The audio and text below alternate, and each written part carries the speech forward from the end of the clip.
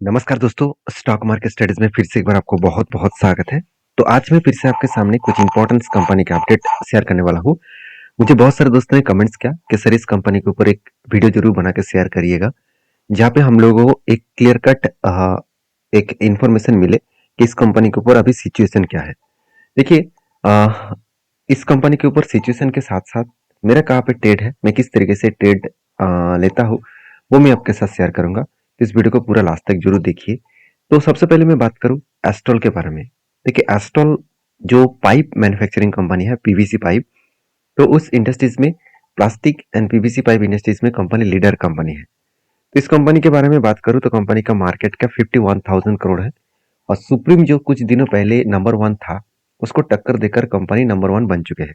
मैं पहले ही बोल चुका हूँ कि एस्ट्रॉल कुछ भी करे, अगर फिर से जर्नी जब स्टार्ट करेंगे ना, तो वो नंबर वन ही रहेगा, क्योंकि इस कंपनी का मार्केट कैप के साथ साथ इसका जो बिजनेस मॉडल है वो बहुत स्ट्रांग है और इसका मैनेजमेंट भी बहुत स्ट्रांग है।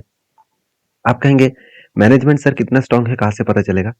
सबसे पहले देखिए क्वार्टरली रिजल्ट देख लेना कि अगर वो लास्ट 4 में, लास्ट 4 क्वार्टर्स मतलब 4 ईयर ऑफ क्वार्टर्स में अगर सेल्स लगातार बढ़ते चले जा रहे हैं, तो सोचिए उसका मैनेजमेंट बहुत स्ट्रांग है।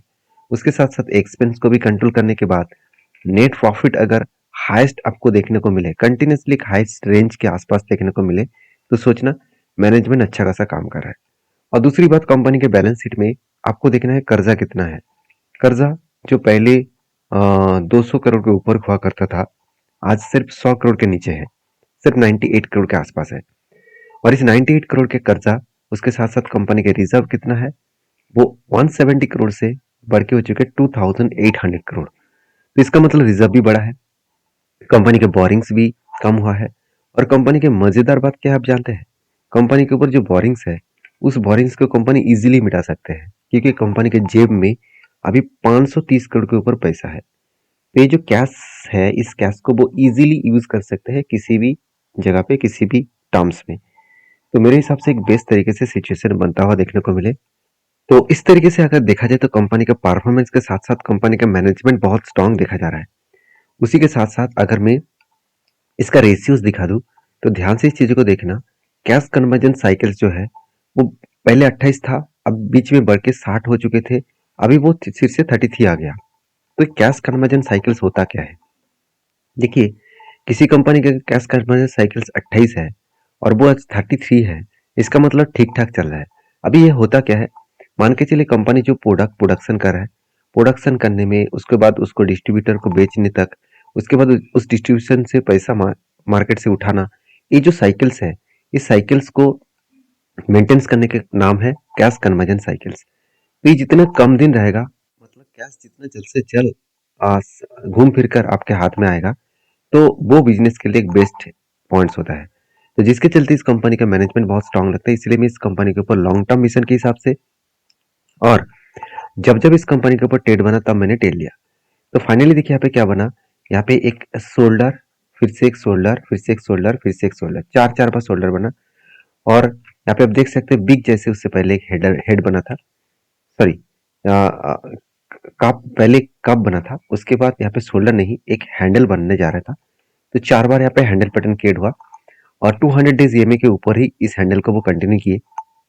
तो एक पॉजिटिव मतलब पॉजिटिव यहाँ पे पॉइंट्स बन रहा है कि कंपनी अगर इसके ऊपर ट्रेड करना स्टार्ट करे, तो एक लंबा सा जर्नी आपको देखने को मिलेगा। और जो टारगेट लेकर मैं चल रहा करीबन 2650 के आसपास, 2650 के आसपास इसका टारगेट लेकर मैं चल रहा हूँ। बाकी आपके क्या ओपिनियन है इस कंपनी के ऊपर, जरूर कमेंट्स करके बताना। अच्छा खासा इस कंपनी के ऊपर एक जर्नी में लेकर चल रहा हूँ, तो प्लीज इस कंपनी के ऊपर सोच समझ कर काम करिए। ठीक है, फिलहाल के लिए जो ब्रेकआउट हुआ है, इस ब्रेकआउट का कंफर्मेशन मुझे चाहिए, तो कंफर्मेशन मिलने के बाद ही मैं इस कंपनी के ऊपर कंटिन्यू करूंगा। तो देखा जाए तो इस कंपनी के ऊपर एक चीज मैं आपको दिखा दूं, और तो इसका जो आरएसआई है, वो आरएसआई ओवरबॉट जोन में था, इसीलिए यहाँ से क्या हो रहा था, करेक्शन हो रहा। अभी देखिए आरएसआई क्या धीरे धीरे करके गिरते गिरते वो नीचे आ रहा है, वो कहाँ तक आ रहा है, 30 के आसपास। इस 30 लेवल, इस लोअर लेवल को वो आरएसआई अगर टच करे और यहाँ से अगर रीबैक करने का कोशिश करे, तो यहाँ पे 200 डेज ईएमए के अगर नीचे आए, तो एक हायर पॉसिबिलिटी होगा यहाँ से वो रीबैक करने का। तो मैं उसी का इंतजार कर रहा हूँ, जब उस लेवल बनेगा तो मैं जरूर यहाँ पे एंट्री लूंगा। तो चलो अभी देख लेते हैं नेक्स्ट कंपनी कौन सा है। तो नेक्स्ट कंपनी जो है उसका नाम है, आप देख सकते हैं, जेके टायर्स इंडस्ट्रीज लिमिटेड।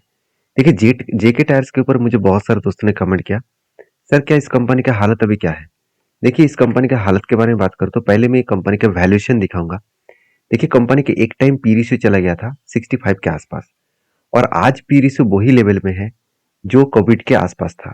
कोविड के रेशियो टाइम में कंपनी का पी रेशियो 7 to 8 पर रुपीज के आसपास था, और आज पी रेशियो कहाँ पे आ गया, 14 के आसपास। मतलब पी रेशियो का जो रेंज है वो एक लो लेवल में पी रेशियो का रेंज देखने को मिले। और उसके साथ साथ अगर मैं इस कंपनी की प्राइस टू बुक वैल्यू के बारे में बात करूं तो प्राइस टू बुक वैल्यू बहुत ज्यादा ऊपर जा चुके हैं। तो यहाँ पे करेक्शन होने का चांसेस दिखे ना दिखे, पी रेशियो सस्ता है तो इसका मतलब कंपनी का वैल्यूएशन सस्ते है। अभी देखिए दो कंपनी के ऊपर दो वीकनेस पॉइंट है। पहली बात, कंपनी 10,500 करोड़ का कंपनी, और कंपनी कर्जा लेकर रखा है 4,400 करोड़, 1% के आसपास इसका डेप्थ है। तो ये कंपनी के लिए बिग वीकनेस पॉइंट है। क्यों वीकनेस पॉइंट बता रहा हूँ, क्योंकि मार्केट अगर गिरावट के माहौल में है, जब पूरा के पूरा शेयर में करेक्शन हो रहा है, तो इस तरीके से स्मॉल कैप टाइप कंपनी के ऊपर बिग फॉल देखने को मिलेगा। और जो कंपनी का कर्जा ज्यादा है और कंपनी छोटा है तो उसका गिरावट का माहौल और भी बढ़ जाते हैं। जैसे आप देखेंगे तो कंपनी का जो क्वार्टर रिजल्ट है वो देखिए, कंपनी का सेल्स 2700 करोड़ से 3000 बना, 3600 बना, इस बार भी 3600 बना। मतलब सेल्स कंटिन्यूसली ठीक ठाक मेंटेन हो रहा है। एक्सपेंस को मिटाने के बाद कंपनी का नेट प्रॉफिट देखिए 230 करोड़ था। उसके बाद देखिए कंपनी के 54 करोड़ बना, 67 बना, और 227 बना। इसका मतलब जो नेट प्रॉफिट है वो कुछ इस लेवल में कंटिन्यू कंपनी कर रहा है। मतलब कंपनी की जो नेट प्रॉफिटेबिलिटी है वो लगातार गिर रहे थे, अभी फिर से वो रिकवरी किया और हाईएस्ट लेवल का कंपनी का नेट प्रॉफिट देखने को मिले। अभी देखिए कंपनी का जो बैलेंस शीट है, इस बैलेंस शीट को देखेंगे तो कंपनी के रिजर्व तो हर साल में बढ़ते चले गए, उसके साथ साथ बोरिंग्स भी बढ़ता चला गया। हाँ, मैं जरूर कहूंगा बीच में 5,800 करोड़ तक कंपनी का कर्जा था, वो घट के 4,400 करोड़ हो चुके हैं। मतलब जो बोरिंग्स है वो कम होता देखने को मिले। उसके बाद फिर से कंपनी धीरे धीरे करके रिकवरी करना कोशिश की। तो CWIP के बारे में बात करें तो कंपनी बिजनेस के ऊपर अच्छा खासा पैसा भी लगा है। मतलब टायर इंडस्ट्रीज का ग्रोथ इसलिए हो रहा है क्योंकि ऑटो इंडस्ट्रीज का ग्रोथ हो रहा है, तो टायर इंडस्ट्रीज का वो जो डिमांड है वो भी बढ़ते चले जा रहे हैं। अभी इस कंपनी के ऊपर एज ए इन्वेस्टर के क्या राय है। अगर इन्वेस्टर के बारे में बात करो, देखिए म्यूचुअल फंड के पास एकदम जीरो होल्डिंग था, वो डायरेक्टली 4.5% होल्डिंग को उठा लिया, और एफएस के पास 6% होल्डिंग था, वो डायरेक्टली उसको डबल कर दिया, 12% तक चले गए। और प्रोमोटर के पास तो 53% होल्डिंग्स है, बाकी पब्लिक के पास 28% का होल्डिंग्स है। अब इस कंपनी के टेक्निकली चार्ट पैटर्न्स के बारे में बात करूं तो ध्यान से देखना, कंपनी के ऊपर एक लंबा जर्नी होने के बाद यहाँ पे देखिए एक बिग जैसे cup with hundred pattern, sorry, shoulder come head come shoulder बनने के बाद ब्रेकआउट हुआ और अच्छा खासा टारगेट भी अचीव हुआ। उसके बाद मैंने आपको ये भी बताया कि यहाँ पे कंपनी के ऊपर कंटिन्यूसली जर्नी जो हो रहा है, इसके ऊपर मैं कभी भी ट्रेड नहीं लेने वाला हूँ। क्यों? क्योंकि यहाँ पे कोई रेंज नहीं बन रहा है, कोई सिचुएशन नहीं बन रहा है, तो इसलिए मैं ट्रेड यहाँ पे नहीं लिया। और दूसरी बात, अगर मैं इस कंपनी के एक बार जेके टायर्स के मैं एक बार आपको चार्ट पैटर्न यहाँ पे दिखा दूं तो देखिए कंपनी के जो ओवर वैल्यूड सिचुएशन में चला गया था, मतलब यहाँ पे कंटिन्यूसली ऊपर जा रहा था, तो यहाँ पे कंपनी ओवर ब्रॉड जोन में था, क्योंकि 70 के जो लेवल्स है RSI का, तो उसके ऊपर चला गया था। अभी धीरे धीरे करके कहाँ पे आया, नीचे आया। तो नीचे कहाँ पे आया, 30 के नीचे, तो एक अंडर वैल्यूड सिचुएशन में तो आ गया। मगर मैं यहाँ पे एंट्री इसलिए नहीं लूंगा क्योंकि 200 डेज EMA के ऊपर है। अगर 200 डेज EMA के नीचे होता और 30 के नीचे अगर RSI का लेवल देखने को मिलता तो मैं जरूर यहाँ पे एक एंट्री लेता। तो अभी मैं फिलहाल के लिए इंतजार करूंगा, जब मौका मिले तो उस मौके का जरूर फायदा उठाऊंगा, आपके साथ भी शेयर करूंगा। नेक्स्ट जो कंपनी उसका नाम है जोमेटो। देखिए जोमेटो को ऊपर एक बिग अपडेट है, उस अपडेट के बारे में बात कर तो आप कंपनी के देखिए बिजनेस मॉडल्स थोड़ा सा चेंज हो रहा है। जैसे आप देखेंगे तो यहाँ पे क्या बताया जा रहा है कि Zomato we now release Zomato serves sorry scraps green uniform for veg, जो मतलब डिलीवरीज है, वेज प्रोडक्ट जो है उसका डिलीवरी करना कंपनी स्टार्ट कर चुकी है। इसका मतलब है जोमेटो के एक बहुत बड़ा डिसीजन यहाँ पे बन चुके हैं कि जोमेटो का जो फाउंडर है उन्होंने खुद कहा कि अपडेट हमेशा होना चाहिए। आप देख सकते हैं update on our pure veg जो फ्लैट है, मतलब जो वेज का प्रोडक्ट है। देखिए बहुत सारे लोग क्या करते हैं, नॉन वेज भी खाते हैं, वेज भी खाते हैं, मगर दिक्कत क्या होते हैं, जो लोग वेज खाते हैं वो अगर डिलीवरी कोई भी प्रोडक्ट को करे तो वो नॉन-वेज के डब्बा में ही उस प्रोडक्ट मतलब लेके वो कंपनी डिलीवरी करते हैं।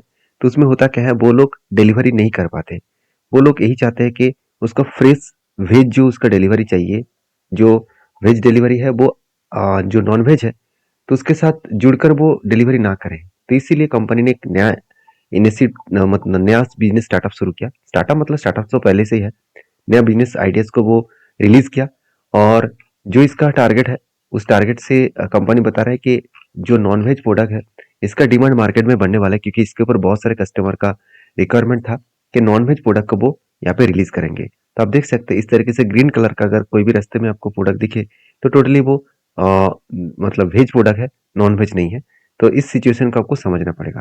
देखिए आपको 2 तरीके से कलर दिखेगा, रेड मतलब वेज और ग्रीन मतलब सॉरी रेड मतलब नॉन-वेज, ग्रीन मतलब वेज। तो इस बात में आपको क्यों बता रहा हूँ क्योंकि कंपनी जिस तरीके से देखिए लंबा जर्नी कर रहा है, जिस तरीके से कंपनी खराब सिचुएशन में भी कंटिन्यूअसली वो अप ट्रेंड में जा रहा है। ध्यान से इस चीज़ को देखना। देखिए मार्केट गिर तो रहा है मगर यहाँ पे ज़ोमैटो में क्या हो रहा है? रिकवरी हो रहा है।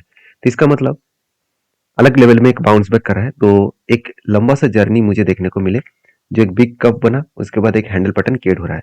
तो इस हैंडल पैटर्न अगर जब इस लेवल को हाई लेवल का मतलब 168 लेवल के ऊपर अगर क्लोजिंग दे तो यहाँ पे मैं फिर से एक एंट्री लेने वाला हूँ क्योंकि कंपनी प्रॉफिटेबल में है और बिजनेस को भी वो अलग लेवल में सोचकर अपडेट कर रहा है।